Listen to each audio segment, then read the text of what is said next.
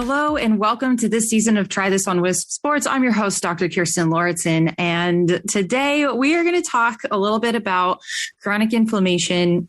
I know that we've talked about inflammation a lot on this podcast, but I'm hoping that it's going to serve as a bit of a reminder, maybe a bit of a check-in. You're going through your season, especially in triathlon. You might have already raced this year, or maybe you have your first race coming up.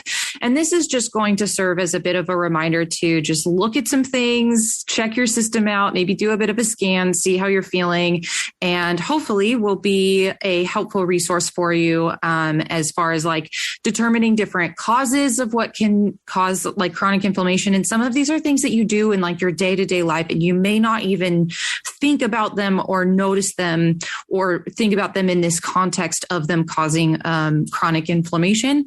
And what really, what we're going to talk about today in this episode is figuring out and determining if chronic inflammation is ultimately what is either keeping you from performing, or if it is, potentially leading to you experiencing some fatigue or some aches or injuries or some other things that might be, basically causing some issues for you that, you're just not being able to perform at your absolute best.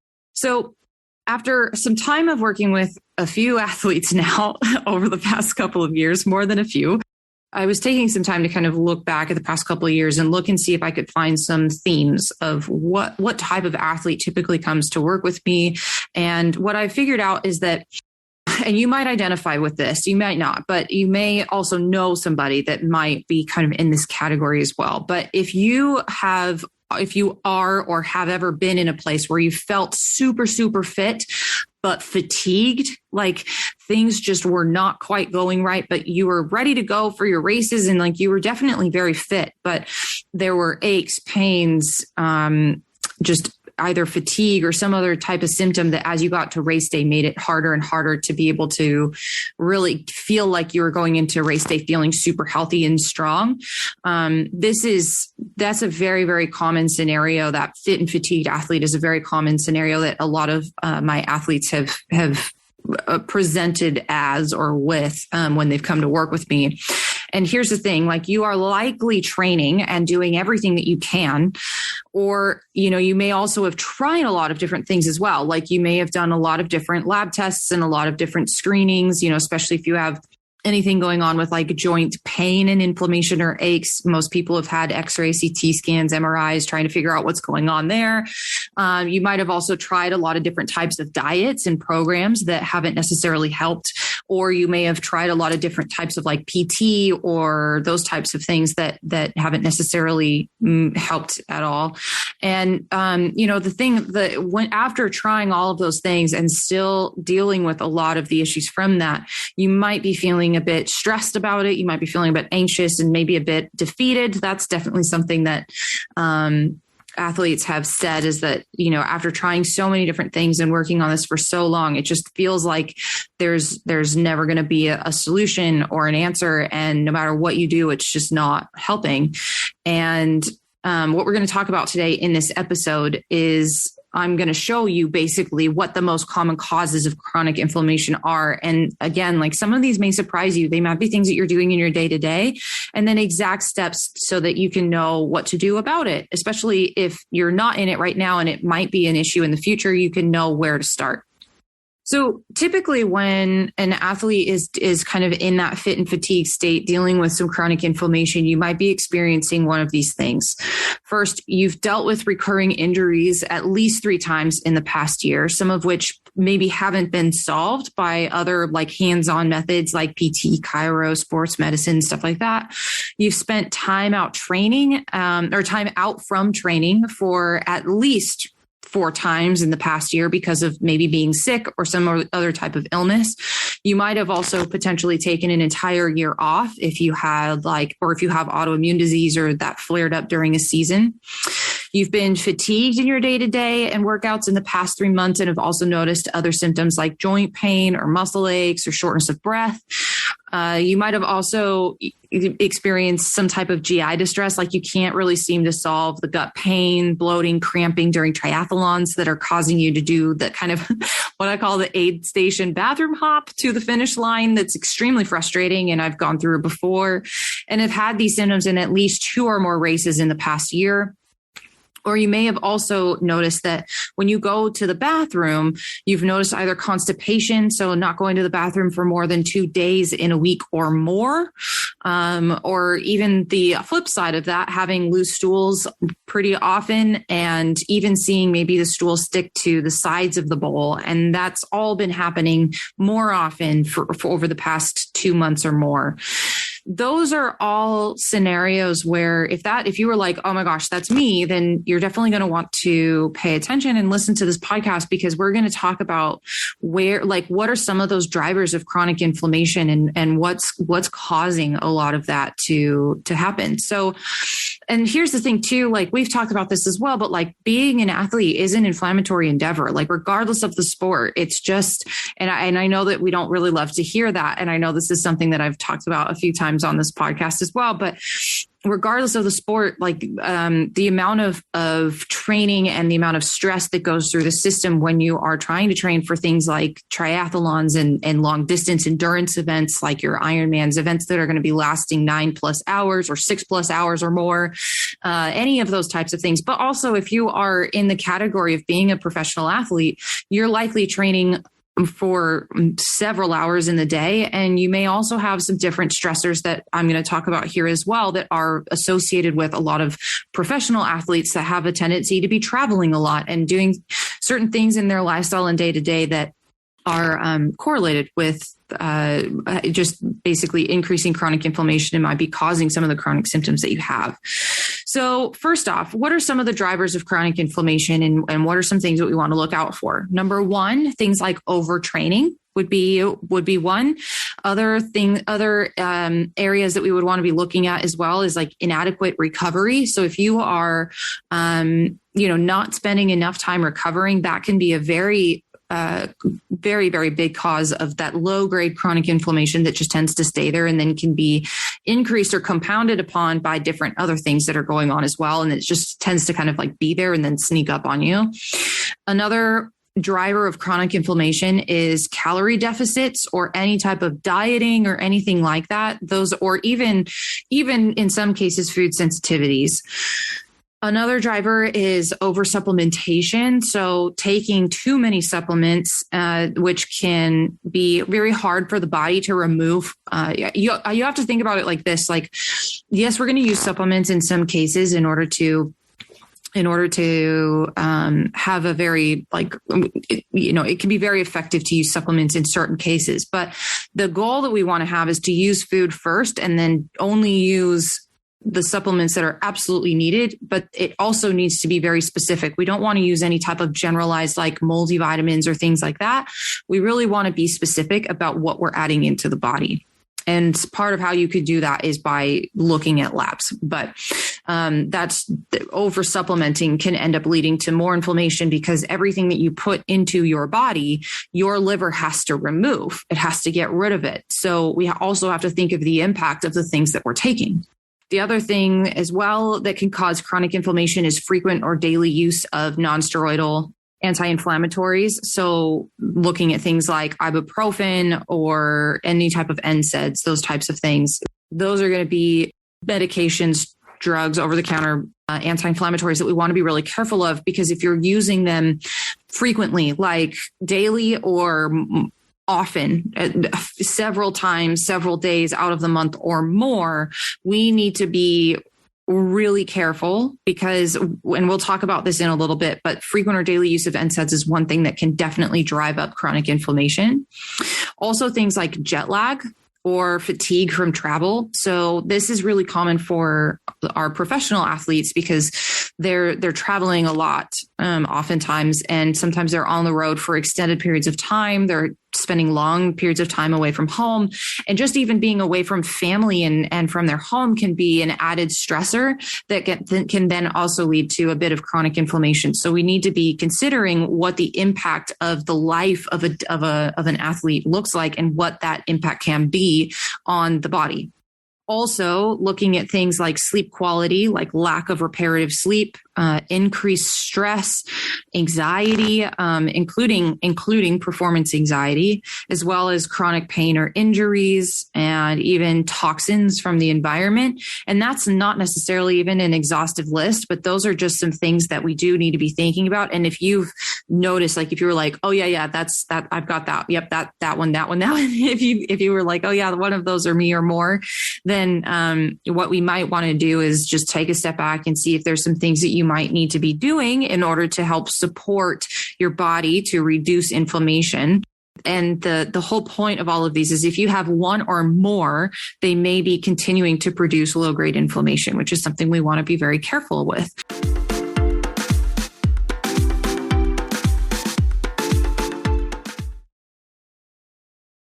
So just an example of what I meant by like frequent or daily use of the NSAIDs. So like things like ibuprofen and things like that. They do help with acute inflammation, but when they're taken frequently, they can actually increase inflammation because of their effects on your mitochondria and on your gut bacteria, your gut microbiome.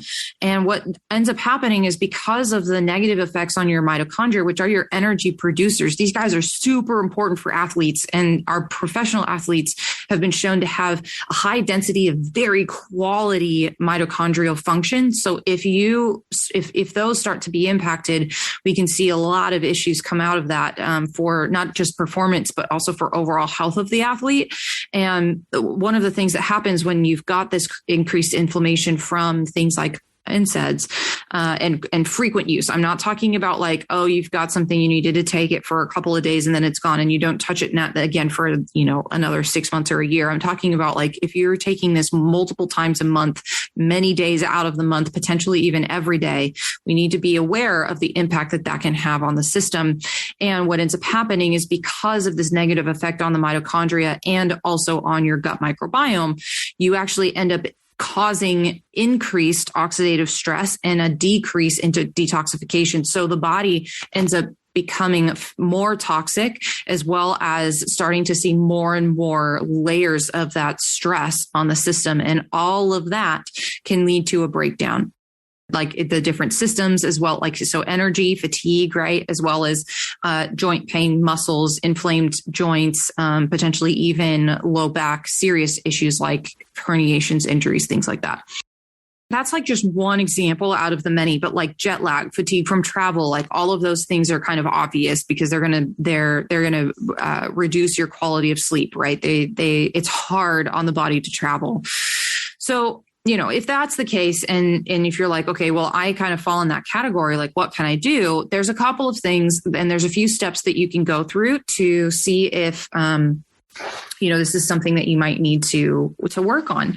So number one, and this isn't going to apply to everybody because I realize that not everybody is able to work with a functional medicine practitioner, but labs are a really good place to start. And you actually have quite a few options. You can go to your primary care physicians and you can order certain labs that show you quite a bit as far as what just your standard labs, like standard checkup labs, your cholesterol panels, your normal complete blood counts and metabolic panels and some hormone panels. All of those can show you so much, especially if you can add like vitamin D and B12 and C-reactive protein. All of those together they can give you a ton of information. They can give you a ton of information about what is happening inside your body. I also use other panels that show us the quality of your mitochondria as well as your fatty acid levels and your gut microbiome. And I use those to see what else is going on in the body. But if you don't have access to those, I would just go to your primary care physician and ask for some standard labs like the ones that I mentioned. And then at the same time, you can ask them about a couple of things like CoQ10, supplements called CoQ10 and adaptogens. So, and as I mentioned, like you would want to talk to your doctor about these. I'm not your doctor. I'm just giving generalized things that you might be able to look into, but you do want to discuss with your doctor to see if it's a good fit for you and it won't interact with anything that you have going on. So one of the things that I will use with some of my athletes is CoQ10. It is used by all of your cells, and it's also used by organs that need a lot of energy, like the heart, like the kidneys, like your liver, because you have a very high density of mitochondria in those organs. So CoQ10 really helps to support the health of those mitochondria so that you can actually produce a lot of energy and the things that you need in order to be able to keep your metabolism up, keep your energy up, and all of those things that are very critical for optimal performance for athletes. I mean, like, we're not just talking about like energy in your day to day, but we're talking about energy throughout your entire game, your entire race, your whole sport, like all of those things. We're trying to resist your fatigue, right, in sport. So that's, and the thing is that like so many people look at that as a perspective of like, oh, well, you're going to get that resistance to fatigue from just training more and being more fit. But the thing is that there's actually a lot going on inside the body that contributes to resisting fatigue. And it's not necessarily through more training. It's actually through, things like your mitochondria and your gut microbiome and things like that. Another one that I will use as well with some athletes at very key points during an athlete's season, especially if they are,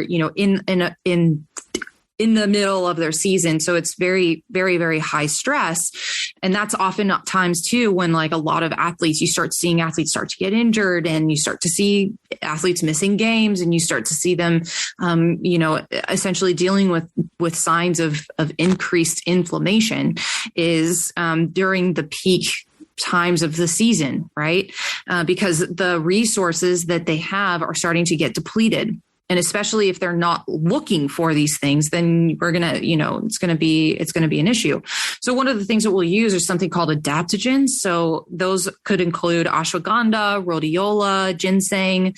For some of my female athletes, I'll use things like schisandra and some others because they can help with inflammation and especially around like hormones and periods and things like that. Those can be, especially migraines that happen around the period and hormone fluctuations. That can be a really helpful one. But ashwagandha, rhodiola, and ginseng happen to be very great tools, herbs to use to help reduce stress.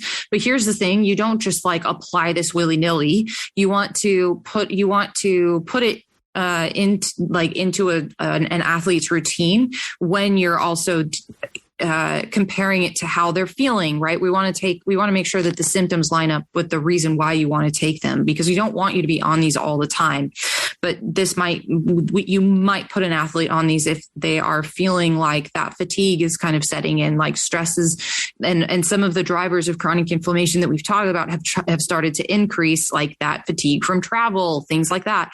All of those chronic pain or injuries, toxins, calorie deficits, inadequate recovery, overtraining, they all are and can contribute to why you might do this with an athlete.